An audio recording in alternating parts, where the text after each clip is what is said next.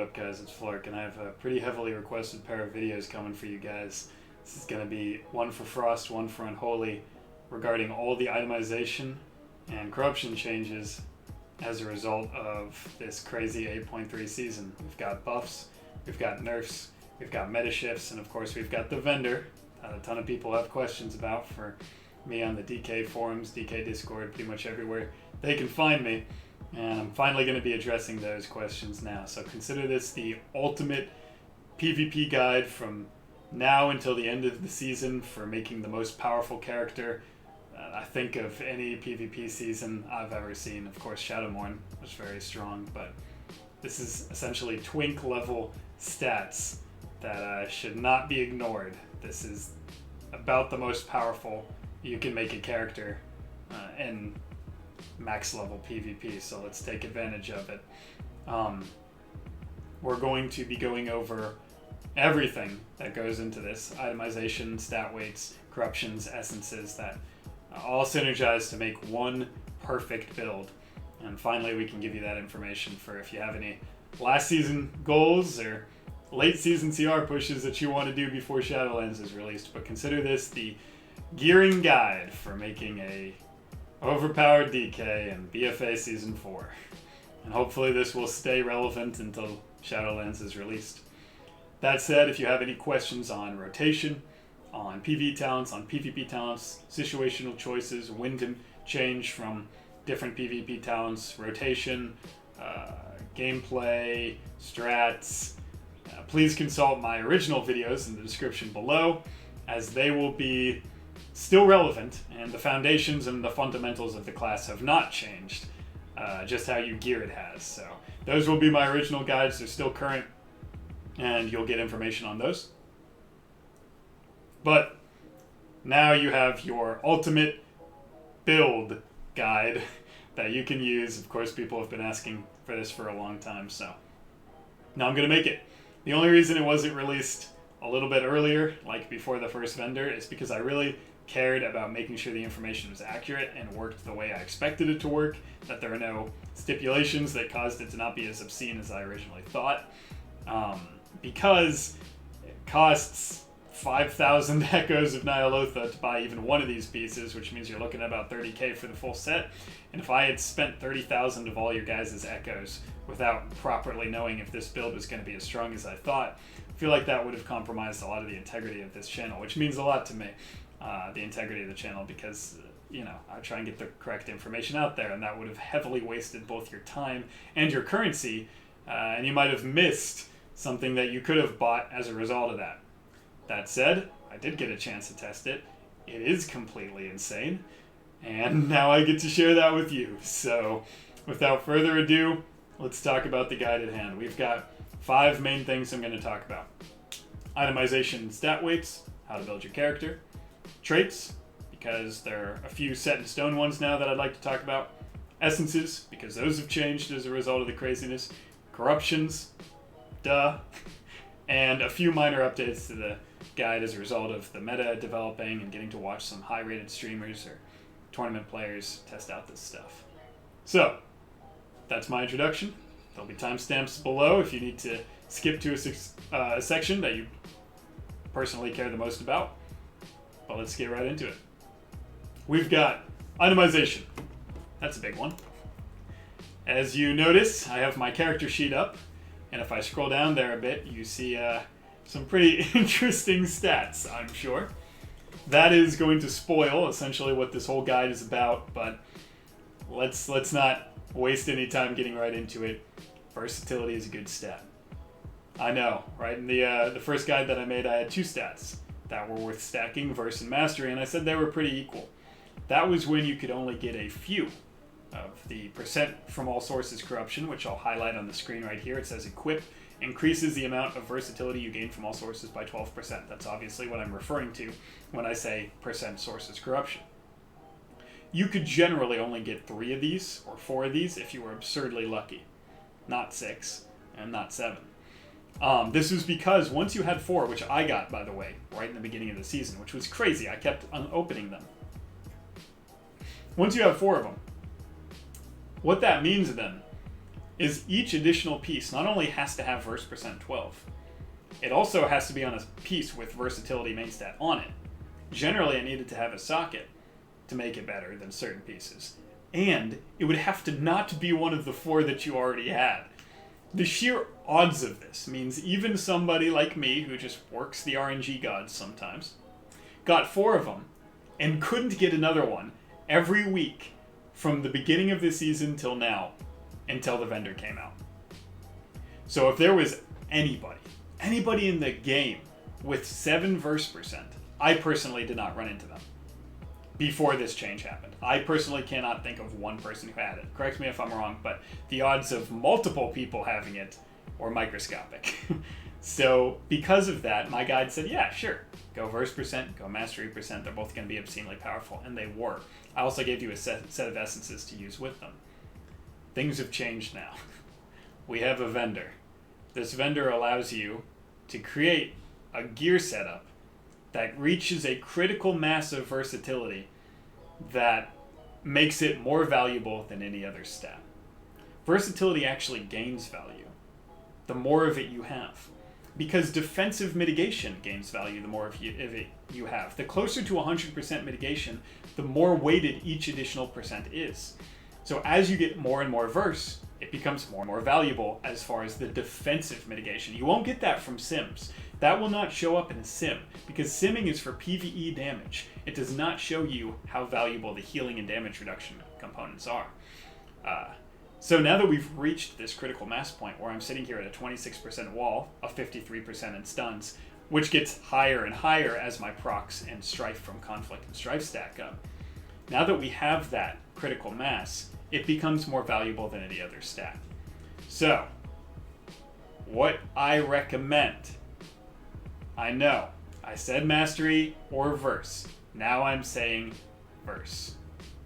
Verse, versatility, get verse. Get mastery on the off pieces, or the off stat. Don't gem for it, don't enchant it, just gem and enchant verse. But really, you're only looking for pieces that have the most verse possible. Like this ring that I've been hovering over for 3 minutes. That is a good example of what I'm talking about. This ring has versatility main stat, it has a socket which has versatility in it, and it has an enchant for versatility. As a result of this, I put a verse percent from all sources corruption on it, and it becomes the best thing in the entire game. The end. I love it, right? And just look at it and it's beautiful. It's a really good ring. So, that's the type of gear that I'm talking about. Well, where else can you find this gear? Well, you can find it in blacksmithing. We got verse mastery with the socket. You can find it in blacksmithing again. We've got verse mastery with the socket. You can find it from your weapons as your conquest cap. We've got verse main stat with the socket. You can find it from an insignia, which has versatility already on it as its default stat. And of course, you could get a socket. Or you could get a badge with versatility in the socket. Or you could get these bracers that you get from PvP. Hey, look at that. PvP gear is good again. You guys have been waiting for this. Look at all this PvP gear I have. That's good. Which has versatility main stat in the socket. In fact, PvP gear actually has the highest distribution of versatility that you can get on it, because for some reason the PvP gear has very high verse rolls. Like, you see how there's 139 verse but only 41 mastery? But I have this PvE piece and it's generally a little closer. The PvP pieces are skewed. Sometimes it's almost all one stat. So PvP gear with sockets becomes the highest method of stacking a stat that you can find in the game right now. Besides the crafted gear, but you don't have to raid for it, and you can re-roll it as many times as you want, though it's very expensive to try and get those BIS stats. And of course, as a result of this now, I have an enormous amount of verse, as much mastery as I could get. Remember, I got on the boots, the gloves, the bracers, the waist, the legs. We still got a good amount of mastery. It's not as much as a stack at all, but then when you hover over that number, you see why. So, that is the stat of choosing. We know why. It's because it reached that critical mass point where its damage reduction is completely obscene. Passively. But we'll talk about a few other things in this section real quick that kind of highlight, hey, why is versatility so good? So let me spoil the next section a little bit for you by finding a rested area and throwing on this verse heavy build. Again, spoilers alert, warning, warning. What I'm going to do here is I'm going to show you something that occurs in all PvP gameplay. We know we have something called strife that stacks up in combat. This also stacks up when you're under the effect of a slow, any snare. You can see it right in this this minor. Being the victim of a loss of control or movement impairing effect applies strife. So in PvP, while it doesn't stack up quite that fast in PvE, it is almost instantaneously at 8 and permanently at 8 in PvP, which means this number will always be added to your total, which right off the bat, as you can see, well, that gets you 65% verse base now. Well, that's pretty obscene. Well, now it's 73%. Oh, wait, all of a sudden now it's 83%, and I have a 41% wall. And that's what tends to occur in combat. Yes, the 53% verse I have base is very impressive, but verse from all sources means all sources, which means I'm getting 72% more from strife. I'm getting 72% more from lucid dreams. I'm getting 72% more from the double strife that occurs every time I frickin' kick somebody. I could kick a fear and get 800 verse for free. I mean, 82%, and that is active almost all the time in PvP. Means I'm doing 80% more damage. My death strikes are doing 82% more healing, which is like pre-nerf death strike or more. It's obscene how much I can survive with that. And I'm taking 41% less damage. Now we know my Icebound Fortitude wall that you use like, hey, I gotta use this defensive so I can stay alive. Well, that's 30%. 41% is 11% higher than that and is active all the time. Imagine if you could say, I don't know, run a talent that says Icebound Fortitude now increases your damage reduction from 8 seconds to 2 minutes. It's going to be pretty good. And that is a little bit of the obscenity that comes when you say all sources. Not just your gear, not just your rings, but every source of versatility in the game is increased by this dang corruption.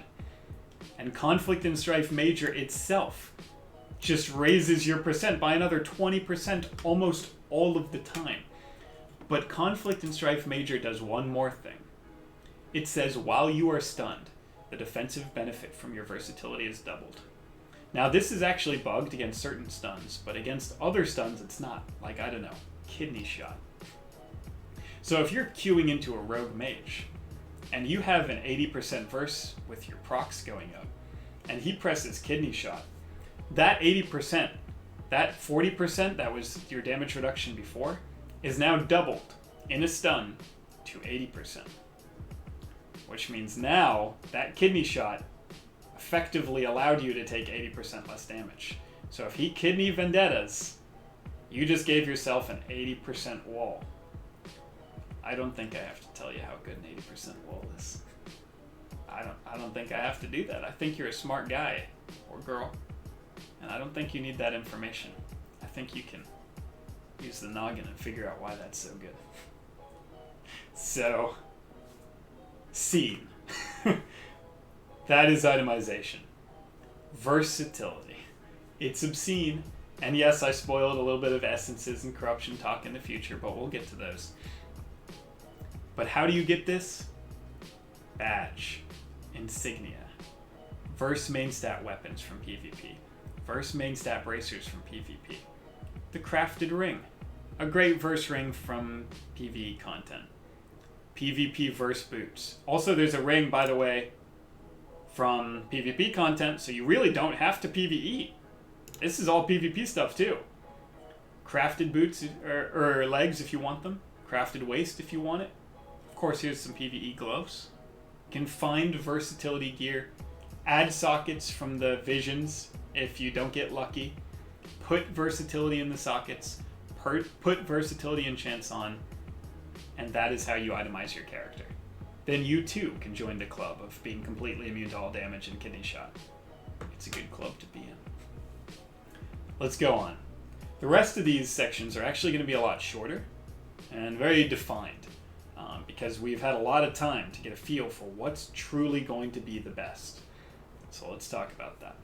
First, traits. This one's going to be easy.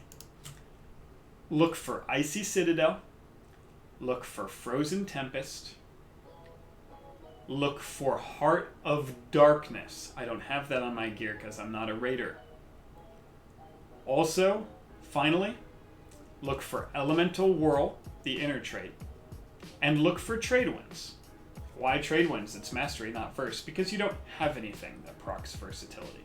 But Trade Winds now recovers some of the lost mastery that you had as a result of going full verse. So when that procs, and you have all your versatility procs, and a Chill Streak is going, the damage is cosmically powerful. It's superhuman. So, one more time. Trade Winds, Frozen Tempest, Icy Citadel, Heart of Darkness. Those are my 4. Icy Citadel because the sustain is absurd. Frozen Tempest because the cleave is absurd, and it also gives you a Rhyme proc, which just adds more free damage to your toolkit. Trade Winds for the aforementioned reason of giving you mastery where you're lacking some, and it's just the most reliable and high amount you can get. Here's also some mastery, but it's not quite as reliable. Though might be worth a try as well if you have it. I don't know if this piece is on anything else besides my Raptor King helmet, but if it is, that's like a Trade Winds. Put that in the Trade Winds category. And then finally, Heart of Darkness. It gives you verse. It gives you other stats. Other stats are made even more valuable because of how much verse you have. So, those are the 4 that I recommend. You'll notice I left out Frost Whelps. I think Icy Citadel is actually better, because if people are trying to CC your Pillar Goes anyway, you might as well not add more impact to your Pillar Goes, and just add more impact to your sustained damage. That works very heavily with the versatility mindset of sustained pressure, live Lord craziness. Frost Whelps I still think is very powerful. I don't think it's on the pieces, though, that you want to get, and I personally haven't found a lot of value in it. So, there's your traits. A little bit more defined. I know it's kind of similar to my first guide, but people still ask me a lot, and I just wanted to hammer it in. Those are good traits. Very good. Anything else I didn't mention? Don't worry about it. Latent Chill? Screw it. Killer Frost? Terrible. Those are the traits that I like. Sweet. Let's talk essences. This has undergone quite a bit of changes. So let's get into them. In my beginning video at the beginning of this season, I talked about 2 essence builds. One with Conflict Major, one with Blood of the Enemy Major. I still use both of those. So, good job. Past Flark, you did a good job. But a few things have changed. First, let's talk about what hasn't changed. The Conflict Major build is still extremely good, and Breath of the Dying Minor is always used in every situation. Every situation. The corruption resistance, the damage it does, the healing it does, it's obscene. You have to run it. It is so good. Never swap off of Breath of the Dying Minor. Never. But we're adding some things I didn't talk about. Because when I said verse from all sources, I meant from all sources. And you'll notice there's a little word there on the screen called versatility by 444. That becomes very, very high when you add 72% onto it, to the tune of about, 650? So that, 700 even? That is a phenomenal amount of versatility every time it procs, and it heals you, which is increased by your versatility, and it even does the thing that it's supposed to do, which is refund your runes, which is not quite as good for Frost, but when you combine it with the other things, it becomes a lot better for Frost. And of course, we have another thing that I would have never used before. But again, what does it do? It increases your versatility by an amount. So this gives you even more passive verse that adds to the obscene total that creates this critical mass point. It also does, again, the other effect that it's truly meant to do, which is reduce the cooldown on your Empower Rune weapon and heals you when you press it, which is totally fine. Just adds a little bit more sustained pressure and actually synergizes pretty well with that Icy Cit kind of sustained damage, always be doing damage mindset that I have for this versatility heavy build, which works very well. That said, in this conflict major build that we've just outlined right here, here it is. Stare at it. This is it. This is my versatility tank build that I've created with conflict and strife major. You can do one change. If you don't really think you're ever going to be touched and you just don't need any more additional tankiness or healing, this will add more damage into it. Purification Protocol Miner, we talked about this in the other guide. It is very good, and we have that much versatility. It is very, very good. So it procs all the time. It's hitting for 22 Ks. It just adds sustained damage. Again, fits perfectly into that sustained pressure build.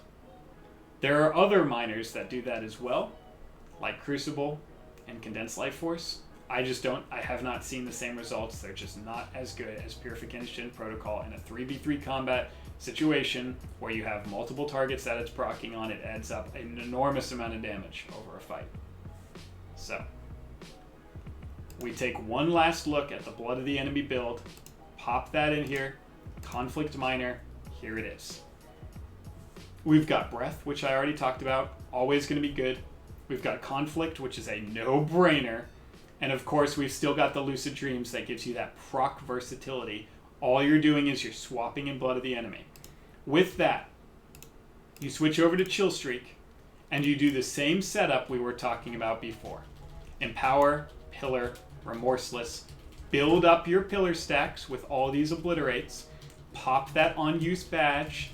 Throw out a Chill Streak. Press Blood of the Enemy while it's bouncing. And, oh my god... well, would you look at that? A 330k Chill Streak bounce. A 2 million Chill Streak recorded on national television. I don't think, again, I have to tell you guys why that build ended up being good. I know there were a lot of naysayers saying, what? Blood of the Enemy? Nobody uses that. Until I two-shot them on stream at 2600 MMR. That build is unfathomable damage, and with all the versatility that you have, it creates some of the most obscene spike damage in the entire game. I am talking actual one-shots with a bounce of a snowball. It is nuts. So, one more look at that, guys. The Blood of the Enemy build that Flark predicted early, it's still kicking. Just make sure you throw in this Lucid Dreams for some crazy proc verse during your burst window, and keep the Breath Miner and the Conflict Miner for truly obscene damage. And that's the essences. Finally, we're getting to the point that everybody wanted, Corruptions. With Corruptions, we have a very valuable setup. We have verse percent. There it is. I know there's a lot of other things that you feel like they could be good.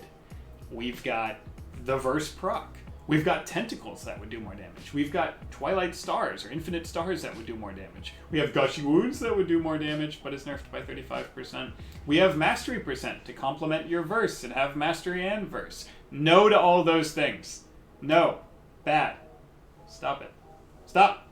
Stop. No. Only verse percent.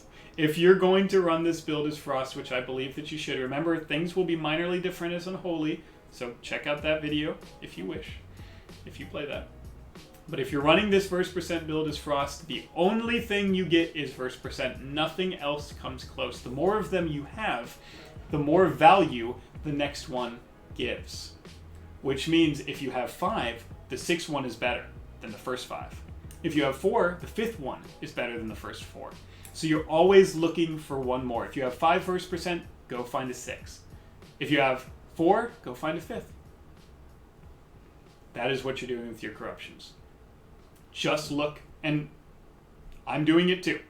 Verse percent, verse percent, verse percent, verse percent, verse percent. We're not getting anything else. No craziness, no hidden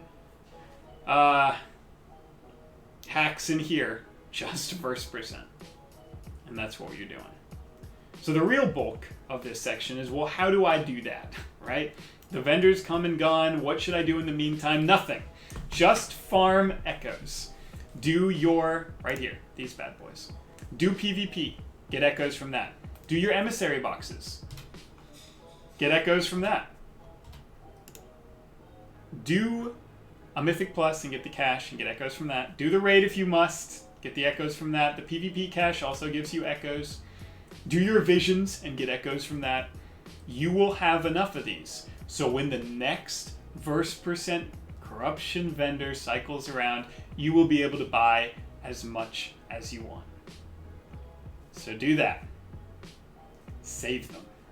Don't ask me, well, what if I bought this Mindflay rank 3 and then use that? So don't do it to the stop. Do not do that. Because it's going to cost a lot, and then the vendor's going to sneak up on you, and you're not going to be prepared, and all of a sudden you're going to have to spend 50 hours that you might not have grinding this stuff, and it's going to pass you by. You need 30,000 echoes to set up this base verse craziness. Save it. Go do all the content in the world, find either the 9% or the 12%, and put it on every BIS piece that you have. That's what you're going to do. Every time you see a piece like this, with verse main stat with a socket, or this with verse main stat with a socket, or this with verse main stat with a socket. Anytime you see those, right? Put a verse percent on it. You can do a 9 or a 12%. If you have 7 9%, you're going to be totally fine. If you have 8, right? You can have 8 in total. 1, 2, 3, 4, 5, 6, 7, 8, 9. You could get 9 9%. You'd have 81% from all sources. You don't even have enough corruption yet, resistance to run that. So every time you see the rank 2 or the rank 3, go out, buy it, put it on your BIS pieces, keep farming for when you get the rank 3 or when you need more. That's what you're going to do. That is corruptions. Don't buy the rank 3 infinite stars. Do not do that. Don't do it, well, just in the meantime. Don't buy it. Don't buy the rank 3 Twilight Depth, unless you PvE. This is a PvP guide. I can't talk about that. But just save it. Do all those things that get it. Save as much as you can. Buy it within the vendor. You're going to be perfect. Finally, the last part of this video, some minor changes that have kind of occurred since the very beginning of this season. Here we go. This talent, as you notice, I'm running here. Very good. Very surprisingly good. It is just so obscenely good for setting up those burst windows. What you do, let's say this guy's the Warlock, that guy's the Mistweaver. We've played against that comp a million times before. There's a mage over here in Africa shooting Greater Pyroblast at you. What you're going to do is you're going to grip this Mistweaver to this Warlock. You're going to blind. Pew, there it goes. Then you're going to Chill Streak, and then Blood of the Enemy if you're using it. And the first Chill Streak and the second Chill Streak bounce are going to break the blind. Sometimes it doesn't, but generally it does. And apply a 70% slow, which means you get 3 original hits from those 2 bounces for free. Then you're going to AoE stun them with your Leg Sweep from your Windwalker, your Chaos Nova from your Demon Hunter, your War Stomp from your Cow, and that's going to give you another 3 or 4 bounces. Or they're both going to Trinket, and then you have both Trinkets. You do it again in exactly 1 minute. Again, Chill Streak bounces a few times, puts the 70% slow, they get AoE stunned, it continues to bounce. If they have no trinkets, they die. Because you just got yourself 3 additional hits. Then you get another 5 hits, and every single one of these bounces is going to go off. Look how slow it is. You need the additional time. That is why blind is so good. So stupid to watch a snowball bounce back and forth with no proc sitting for 70,000. That is what it does. It bounces slowly back and forth and does an obscene amount of damage. So, you need to set that up the best you can. So again, grip the target in to you. Blind them both. Set your Chill Streak going, and then Blood of the Enemy if you have it, and have that AoE stun come out at that same time. It's essentially a setup to your burst rotation. This is how you get the most pressure out of that AoE damage as you possibly can. Any other minor changes that I can think of? Essentially, for Frost, not a lot. I know this row is talked about an enormous amount. Ice Cap, Obliteration, Breath. We've seen all 3 used. That's because the entire row is trash. Breath adds a slight amount of damage to that burst window that I just described for free, because you're not able to get any runic power spent anyway, because Frost Strike doesn't do a lot of damage, and you have more important globals to press. So Breath is a global free addition of damage, so it just adds pressure to that window. That's pretty good. But in most situations, if it's not exactly in a perfectly synced up burst window, it sucks. Because it doesn't do a lot of damage on its own. It's a 2-minute cooldown, and it drains your entire runic power bar, so if they kite you, it's worthless. Ice Cap is fine, and it gives you more pillars, but pillar is nerfed in PvP, and crit is nerfed in PvP, so you don't want to have a lot of crit to actually get this effect active, so it just becomes bad in PvP because it's just using a stat that you don't want. In PvE, you can actually get a lot of crit, and it becomes a lot more valuable. And Obliteration sucks because it just sims terrible. It's just a bad, impactful talent. But what it allows you to do is have a rune reset every pillar, as well as stack up Icy Citadel, because it gives you a guaranteed crit for that Icy Citadel effect, which extends the duration of Icy Citadel, having a lot of synergy there. But the rune reset, and what I mean by that, is because you're getting a rune back every time, right? Or most of the time, you see them coming back, you press Frost Strike or Howling Blast, it essentially gives you a lot more runes to spend, which gives you a lot more runic power to generate, which increases your sustained damage and also increases your survivability. Because the more resources that you can spend as a Frost DK, the more survivability you have from Death Strike and other proc sources like Lucid Dreams. So those are the minor changes that I get asked about a lot. When do you use blind? That's how you use it. What about this bottom tier? It's a mess. It's either PvP nerfed or PvP nerfed or not very impactful, but I use Obliteration. I believe that that is the highest sustained damage and most utility you can get out of the talent.